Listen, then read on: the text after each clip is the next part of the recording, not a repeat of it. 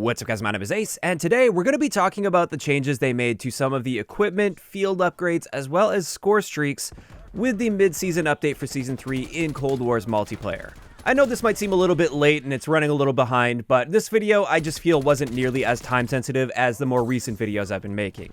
But without further ado, let's hop right into it, and let's start it off with the Molotov. The Molotov was actually buffed quite a bit in Cold War's multiplayer.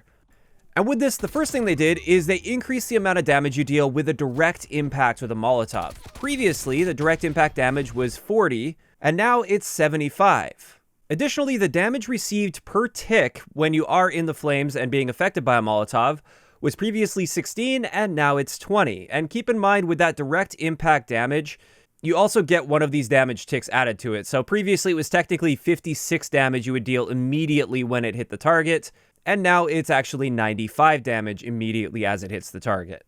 But the one thing that remained consistent here is the damage interval. For both pre-patch as well as post-patch, each one of those ticks, or each damage interval, is 175 milliseconds on average. What this means is pre-patch, it would take 10 ticks to kill at 16 damage, assuming we weren't getting a direct impact, and also assuming they're not using Flak Jacket. And this means our time to kill pre-patch was 1.75 seconds. Post-patch, now that we're dealing 20 damage per tick, it takes 8 ticks to kill, and therefore you will die in 1.4 seconds. So a noticeably faster time to kill. You can't be hanging out in those flames quite as long as you could before.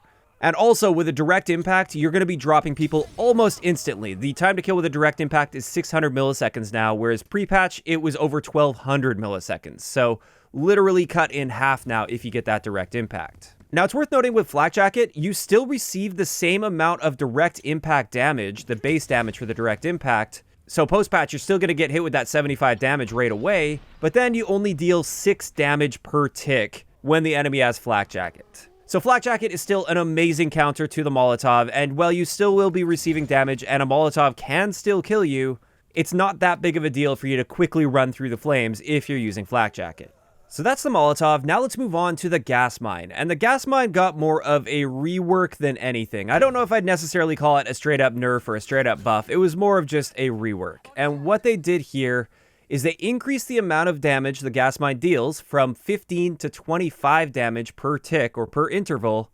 And they also increased the duration of the gas mine. Previously, it would last for 16 seconds after detonation, and now it lasts for 18 seconds. And that's a lot of time in Call of Duty. That's a really good area of denial tool, as long as the enemy's not running Tac Mask, of course, which completely ignores the gas mine. But in either case, both of those are buffs so far. However, this is where the big nerf comes in, and this is why it's a rework and not a straight up buff. The next thing they did is they increased the damage interval from 200 milliseconds up to 400 milliseconds.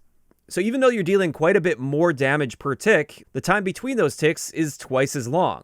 So pre-patch, you would have to be in the radius of a gas mine for 10 ticks or 2 seconds flat, whereas post-patch, now it's just 6 ticks that'll kill you, but those ticks are happening less frequently, and this translates to 2.4 seconds. So the way this works is if you have full health and you're running through a gas mine, you're going to have a little bit of extra time to get outside of the radius of that gas mine. You'll have slightly more time to react. But, I mean, if you're already hurt, this could end up being even worse for you because you're dealing more damage per tick. And if your health is down to 20, for instance, now one single tick is going to kill you, whereas before it would be 2 ticks. So, kind of some buffs and some nerfs. Overall, though, I think it offers a bit more counterplay to a gas mine for anybody that's not running Tac Mask. Now, finally, let's move on to the score streak changes they made with that update.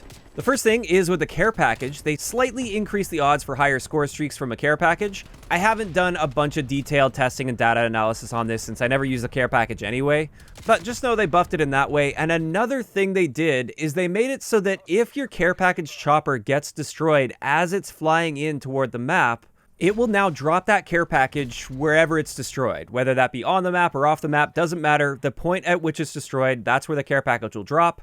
And this is different from pre-patch, where if your care package chopper was shot down before it actually dropped the care package, then you just wouldn't get a care package out of that. So it's definitely going to be more forgiving in this area. However, for the people that are super quick on the draw and manage to take those care packages out really quickly, they can do it in a way where that care package will land outside the map. Or maybe they can make it so that care package lands closer to them than their enemies, and then they can technically steal that care package easier than they would if it got all the way to its intended location. Moving on to the next score streak change, this is with the counter spy plane. They simply nerfed the duration of this from 30 seconds down to 20 seconds. So very, very short duration on the counter spy plane now.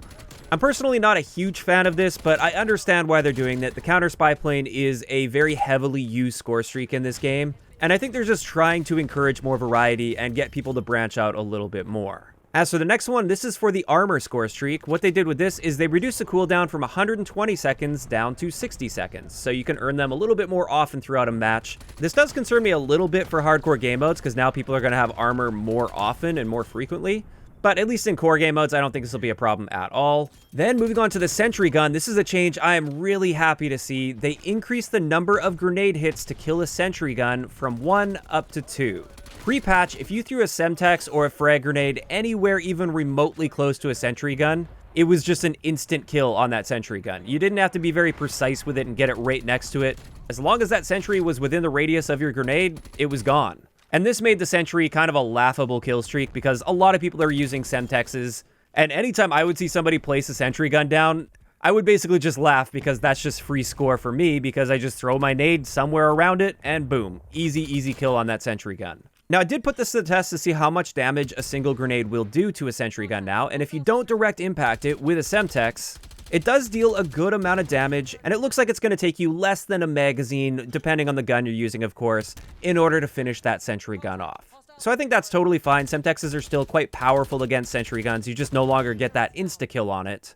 However, I also wanted to test what happens when you stick a Sentry Gun with a Semtex, and it turns out that is still a one-hit kill on a Sentry Gun. And honestly, I'm not really opposed to that. I think if somebody is precise enough with their throw and they manage to stick the Sentry Gun, then they deserve that one-hit kill. And at least now it requires that precision in order to make that happen. But finally, we have a couple other score streaks, and with these, just their values have been changed. The Attack Chopper's value was reduced from 4,500 score down to 3,800 score, so it's going to be easier to earn those. And with the VTOL Escort, they reduced the cost from 6,500 down to 6,200. Which I honestly don't really understand. I think the VTOL is an incredibly powerful score streak that lasts a very long time, so I didn't think it needed a buff in any way, but it seems like Treyarch did. They have way more data that they can look at than I personally have, and I'm just going off of my anecdotal experience. But yeah, in either case, they have buffed both the Attack Chopper as well as the VTOL Escort. And with that, that's everything I wanted to cover in this video, just to make sure I wrap up all of the important gameplay changes that were made with last week's update. Just a reminder, if you guys missed the weapon balancing changes from this update, I did cover those in their own unique video. I will leave a link to that in the description down below. And of course, as always, I'd like to know in the comment section below, what are your thoughts on these changes that they've made? Are you generally happy with these changes or unhappy with any of them? Just let me know those thoughts down below. If you enjoyed the video, a like rating is always appreciated. And don't forget to subscribe for more if you haven't already. I'll talk to you guys next time.